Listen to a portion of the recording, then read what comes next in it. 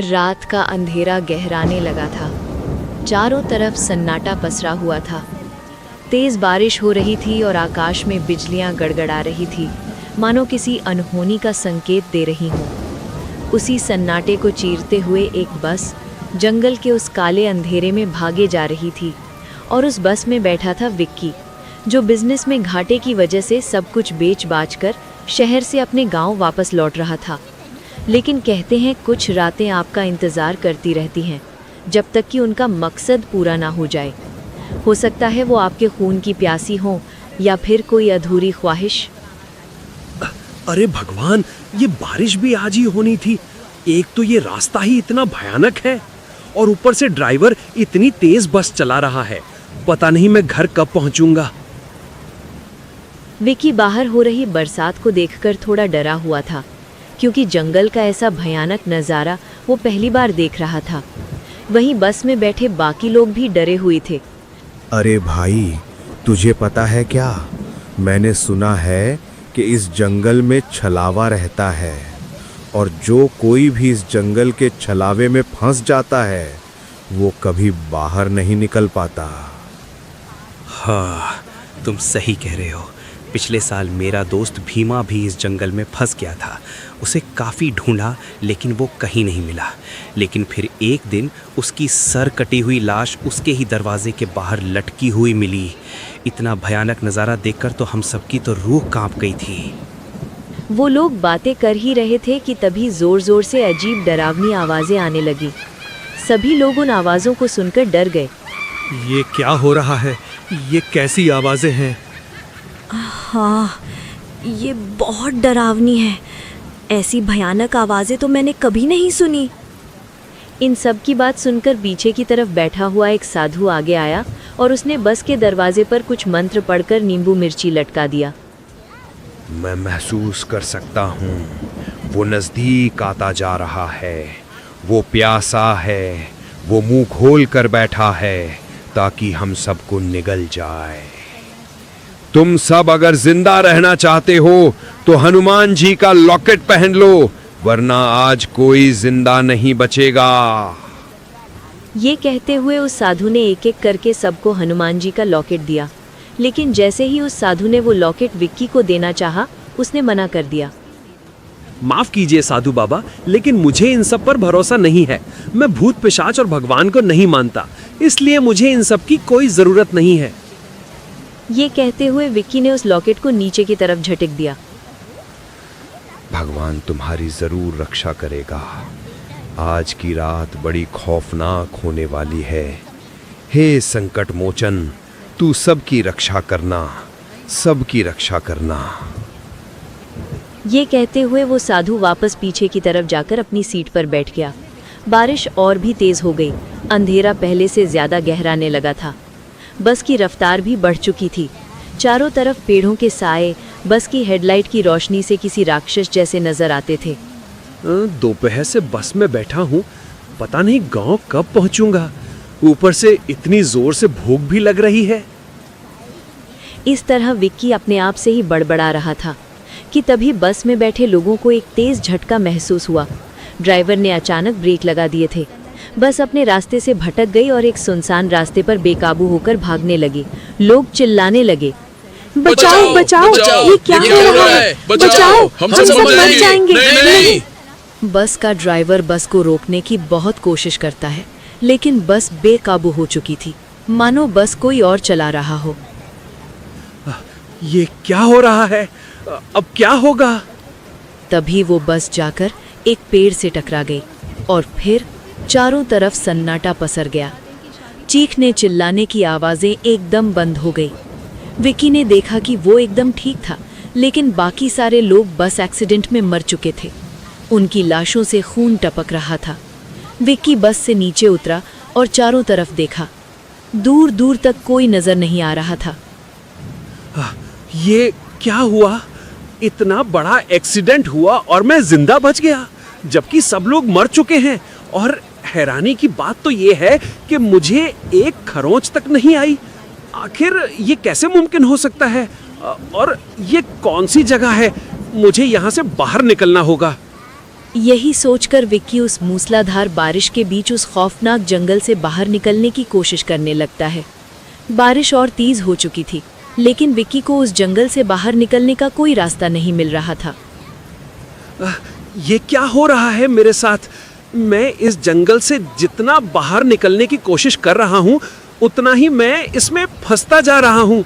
ऐसा लग रहा है मानो मैं एक ही जगह बार बार घूम रहा हूँ और ये जंगल मुझे बाहर नहीं निकलने दे रहा, बल्कि अपने अंदर ही अंदर धकेलता जा रहा है। ये सब सोचकर विक्की परेशान होने लगता है। वो बेतहाशा होकर चारों दिशाओं में भागता है, लेकिन वो फिर से उसी जगह वापस आ जाता है जहाँ से चलना उसने शुरू किया था। मेरा दिमाग घूम रहा है।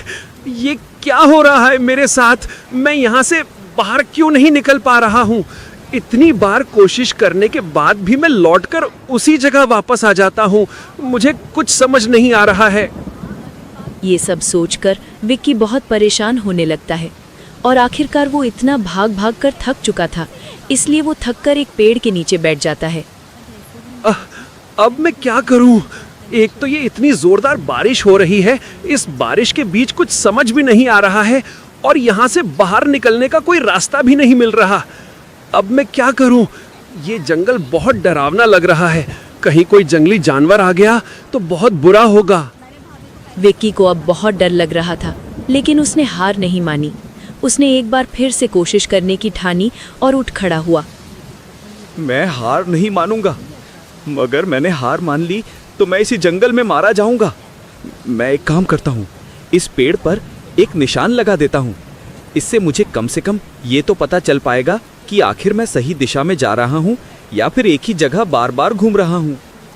यही सोचकर विक्की उस पेड़ पर एक निशान बना देता है और जंगल से जा रही एक दिशा की सीध में चलने लगता है। अब तो मैं काफी आगे निकल आया हूँ। लगता है कि मैं उस जंगल से बाहर निकल चुका हूँ। लेकिन थोड़ी ही देर बाद उसने देखा कि वो उसी पेड़ के पास वापस लौट आया था जहाँ पर उसने निशान लगाया था। अरे नहीं, ये तो वही पेड़ है। इसका मतलब मैं उसी जगह वापस लौट आया हूँ। ये क्या हो रहा है? ये तो वही पेड़ है जिस पर मैंने निशान बनाया था। कहीं ये कोई भूल भुलैया तो नहीं है जिसमें मैं फंस चुका हूँ। लेकिन अब मैं इससे बाहर कैसे निकलूं? मुझे कोई रास्ता भी नजर नहीं आ रहा। यही सब सोचते हुए विक्की वहीं पर बैठ जाता है और जोर जोर से अपनी किस्मत पर रोने लगता है। मैं क्यों आया रात की बस से? काश ट्रेन से आ गया होता तो ये सब ना हुआ होता मेरे साथ। तभी विक्की को किसी की आवाज़ सुनाई देती है। आवाज़ साफ नहीं थी, लेकिन आवाज़ जिस दिशा से आ रही थी उसकी दिशा साफ साफ पता चल रही थी। ये क्या? ये आवाज़ कहाँ से आ रही है?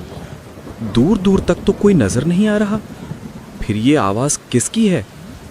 विक्की ने गौर लगाकर वो आवाज़ सुनी तो वो आवाज़ एक लड़की की थी।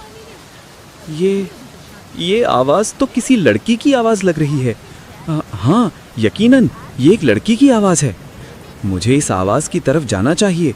शायद वहाँ से मुझे कोई मदद मिल जाए।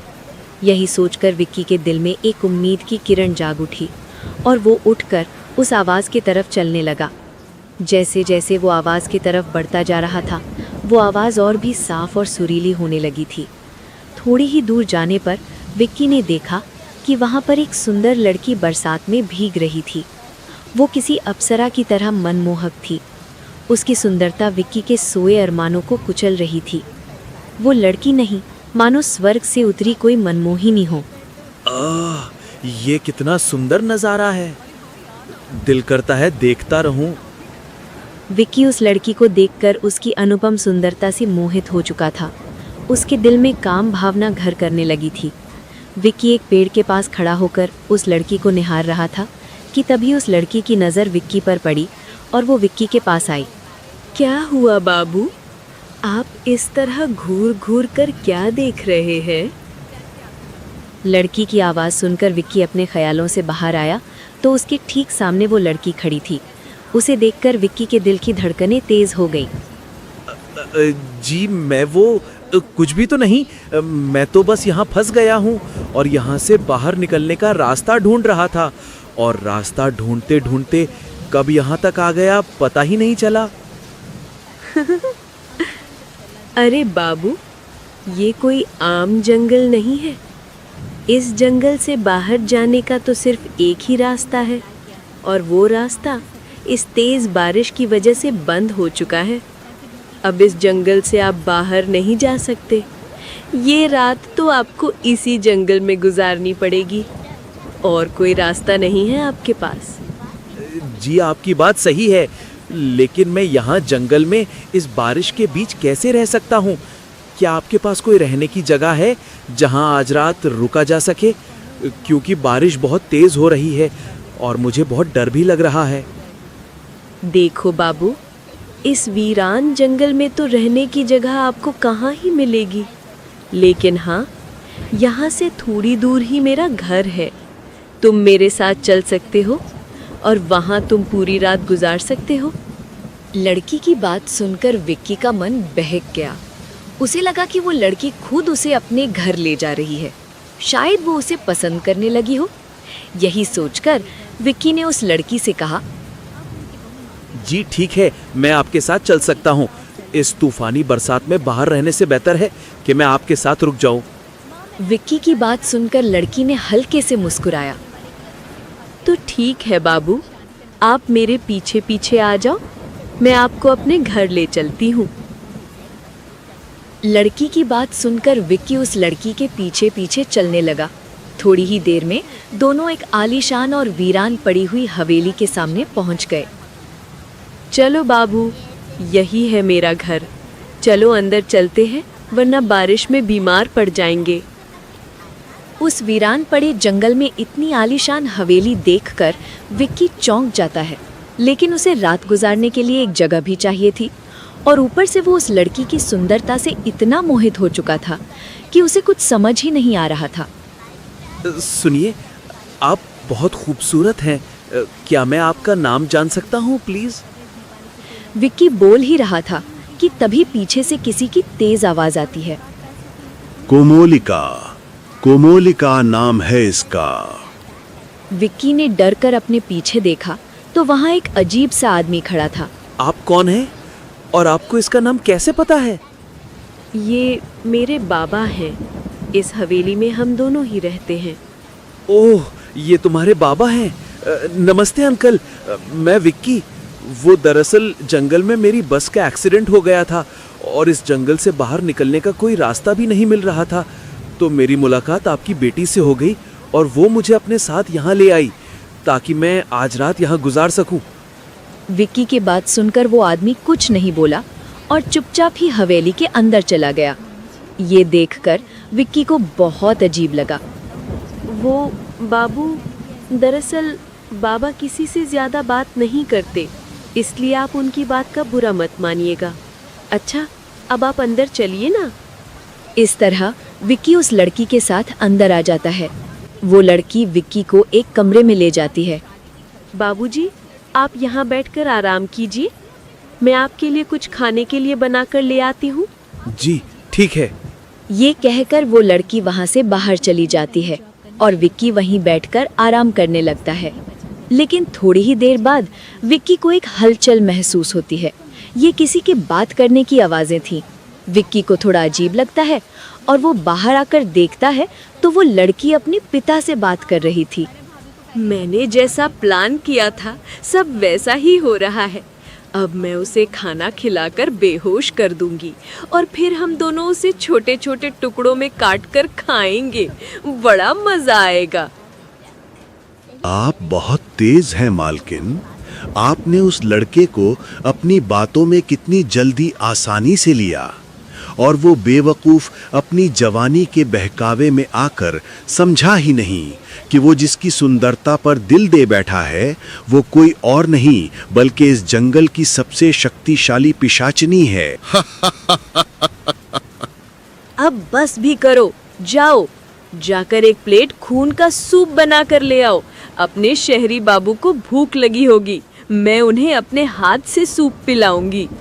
ये कहते हुए वो लड़की हंसने लगती है और देखते ही देखते वो एक भयानक पिशाचनी में बदल जाती है, और वो आदमी भी एक बहुत ही डरावने पिशाच में बदल जाता है। विक्की ये सब देखकर बहुत डर जाता है। हे भगवान, ये क्या? मैं अपनी बेवकूफ़ी के चलते कहाँ फंस गया? मुझे कैसे भी करके यहाँ से निकलना होगा, वरना इन पिशाचों से मुझे कोई नहीं बचा पाएगा। विक्की यही सोचकर दबे पैरों से छुपते हुए वहां से निकलने लगता है, लेकिन तभी उस पिशाच की नजर अविनाश पर पड़ जाती है। वो देखो मल्लिका, आपका शिकार भाग रहा है। ये सुनकर विक्की बहुत डर जाता है और बेतहाशा होकर वहां से भागने लगता है। विक्की तब तक भागता रहता है जब तक वो थक नहीं गया। आखिरकार विक्की बहुत आगे निकल आया था, इसीलिए वो रुक जाता है। लेकिन जब उसने चारों तरफ अपनी नजरें घुमाकर देखा तो वो एक रेलवे स्टेशन पर था। रेलवे स्टेशन देखकर उसकी जान में जान आती है। मैं भागते भागते रेलवे स्टेशन पर पहुंच गया हूं। अब मैं यहां से ट्रेन का टिकट लेकर घर जा सकता हूं। मुझे यहां ज्यादा देर नहीं रुकना चाहिए। यही सोचकर अविनाश टिकट काउंटर ढूंढने लगता है। वहां एक तरफ एक सीट पर बारिश के बीच एक लड़की बैठी हुई थी। पहले तो अविनाश डर जाता है, लेकिन फिर हिम्मत करके उसके पास जाता है और उससे पूछता है। जी सुनिए, क्या आप मुझे बता सकते हैं कि ये टिकट काउंटर किस तरफ है? मुझे रायगढ़ की टिकट लेनी है। हाँ, यहाँ से सीधे जाके मुड़ जाइएगा, वहीं टिकट बूथ है। लड़की की बात सुनकर अविनाश टिकट काउंटर की तरफ जाने लगता है। अरे भाई साहब, ये रतनगढ़ की ट्रेन कब आएगी? अभी अभी एक ट्रेन निकली है, दूसरी ट्रेन के लिए 3 घंटे इंतजार करना पड़ेगा। अच्छा ठीक है, रायगढ़ की एक टिकट दे दीजिए। इस तरह विक्की टिकट ले लेता है और एक तरफ लगी हुई बेंच पर जाकर बैठ जाता है और ट्रेन का इंतजार करने लगता है। कुछ ही देर में विक्की ने देखा कि वो लड़की जिससे कुछ देर पहले विक्की ने टिकट काउंटर के बारे में पूछा था, वो वहां से उठकर ट्रेन की पटरियों की तरफ जा रही थी। विक्की ये देखकर घबरा जाता है और उसे बचाने के लिए आवाज लगाता है। रुक जाओ, तुम क्या कर रही हो? वापस आ जाओ, ट्रेन आने वाली है। लेकिन वो लड़की विक्की की आवाज नहीं सुनती और ट्रेन की पटरियों पर चलती रहती है। विक्की स्टेशन मास्टर के पास भागकर जाता है और उससे लड़की को बचाने के लिए बोलता है। सुनिए, वो लड़की ट्रेन की पटरियों पर जा रही है, उसे बचा लीजिए, वरना बहुत बड़ा हादसा हो जाएगा। विक्की की बात सुनकर स्टेशन मास्टर उसे घूर घूर कर देखने लगता है, मानो उसने कुछ गलत बोल दिया हो। क्या बोल रहे हो तुम? कौन सी लड़की? वहां तो कोई लड़की नहीं है। अरे वही लड़की, देखो वो पटरियों पर जा रही हैं। विक्की बोल ही रहा था कि तभी ट्रेन आ जाती है। ट्रेन देखकर अविनाश और भी ज्यादा घबरा जाता है। वो देखिए, ट्रेन भी आ गई, जल्दी कीजिए, वो मर जाएगी, बचाइए उसे। इस बीच वो ट्रेन उस लड़की के आर पार निकल जाती है और तेज आवाज के साथ ट्रेन स्टेशन पर रुक जाती है। देखो, वहां कुछ भी नहीं था। तुम शायद बहुत परेशान हो। जाओ, ये आखिरी ट्रेन है रतनगढ़ के लिए। जल्दी से ट्रेन में जाकर बैठ जाओ। ये कहते हुए स्टेशन मास्टर वहां से आगे चला जाता है। विक्की चुपचाप ट्रेन की तरफ जाने लगता है। लेकिन ये बहुत अजीब था कि ना तो कोई ट्रेन में चढ़ रहा था और ना ही कोई ट्रेन से उतर रहा था। विक्की ट्रेन में चढ़ जाता है। अंदर पहले से ही कुछ लोग बैठे हुए थे, लेकिन विक्की को झटका तो तब लगा जब उसने देखा कि वो स्टेशन वाली लड़की भी उसी ट्रेन में बैठी हुई थी। विक्की उसे देखकर दंग रह जाता है, लेकिन वो चुप रहता है और थोड़ी दूर जाकर एक खाली सीट पर बैठ जाता है। ट्रेन रवाना हो जाती है। सब ठीक लग रहा था कि अचानक उस ट्रेन में बैठे लोग एक एक करके ट्रेन से नीचे कूदने लगते हैं। विक्की बहुत ज़्यादा डर चुका था। उसे समझ नहीं आ रहा था कि उसके साथ क्या हो रहा है। सब लोग एक एक करके ट्रेन से नीचे कूद चुके थे, लेकिन वो लड़की अभी भी ट्रेन में बैठी हुई थी और एकदम शांत थी, मानो कुछ हुआ ही नहीं। विक्की से रहा नहीं गया और वो उठकर उस लड़की के पास गया और उससे डरते हुए कहा, आपको याद है, मैंने आपसे स्टेशन पर टिकट काउंटर के बारे में पूछा था, लेकिन थोड़ी देर बाद जब मैंने वापस देखा तो आप ट्रेन की पटरियों पर चल रही थी और तभी आप ट्रेन से टकरा गईं। लेकिन जब मैंने वापस देखा तो आप यहाँ ट्रेन में बैठी हुई थी। मेरे कुछ समझ नहीं आ रहा है। विक्की बोले जा रहा था, लेकिन उस लड़की ने कोई जवाब नहीं दिया। निराश होकर विक्की अपनी सीट की तरफ जाने लगता है, लेकिन तभी वो लड़की उसके सामने आकर खड़ी हो जाती है। तुम मुझे अकेला छोड़कर हवेली से क्यों भाग आए? मैंने तो तुम्हारे लिए अपने हाथों से खाना बनाया था ना बाबू। क्या बोल रही हो तुम? सच बताओ, कौन हो तुम? विक्की के इतना कहते ही वो लड़की उसी पिशाचनी में तब्दील हो जाती है जो उसे जंगल से हवेली लेकर गई थी। विक्की बहुत डर जाता है। वो अपने कदम पीछे करता है, लेकिन पीछे वो पिशाच आदमी आ जाता है और दोनों उसे मारने के लिए उसकी तरफ बढ़ने लगते हैं। ये सब देखकर विक्की अपने होश खोने लगता है और उसकी आंखों के सामने काला अंधेरा छा जाता है। जब उसकी आंखें खुली तो उसने देखा कि वो उसी रास्ते पर था जहां से उसकी बस मुड़कर उस भयानक जंगल में चली गई थी। लेकिन अब सब ठीक हो चुका था। उसकी बस भी एकदम ठीक थी और सब लोग सही सलामत वहां बैठे हुए थे। ये क्या? मैं तो उस ट्रेन में था, अचानक यहाँ कैसे आया? कुछ याद नहीं आ रहा है। आखिर क्या था वो सब? तभी विक्की की नजर उसके हाथ पर अटके हुए हनुमान जी के लॉकेट पर जाती है, जिसे देखकर अविनाश सब कुछ समझ जाता है कि पिछली रात जो कुछ भी हुआ वो सिर्फ एक सपना नहीं था, बल्कि एक बहुत ही डरावना छलावा था और इसी लॉकेट की वजह से उसकी जान बच गई थी। लेकिन उसे समझ नहीं आया कि आखिर उसके पास वो लॉकेट कैसे आया। तभी वो साधु उसके पास आया। अब तो भरोसा हुआ बेटा, भूत पिशाच होते हैं और उनके खात्मे के लिए भगवान भी होते हैं। हाँ बाबा, मुझे भरोसा हो गया। अगर ये लॉकेट ना होता तो आज मैं जिंदा ना बचता। लेकिन बाबा, ये लॉकेट मेरे पास कैसे आया? सब भगवान की लीला है बेटे। याद करो, जब मैं तुम्हें ये लॉकेट दे रहा था तो तुमने इसे लेने से मना कर दिया था और इसे मेरे हाथ से झटक दिया था। तभी ये लॉकेट तेरे कपड़ों में उलझ गया और पूरी रात इसने तेरी रक्षा की। इस तरह उस रात की घटना ने विक्की को भगवान पर भरोसा करने पर मजबूर कर दिया और इसके साथ ही बस एक बार फिर रवाना हो गए अपनी मंजिल की तरफ।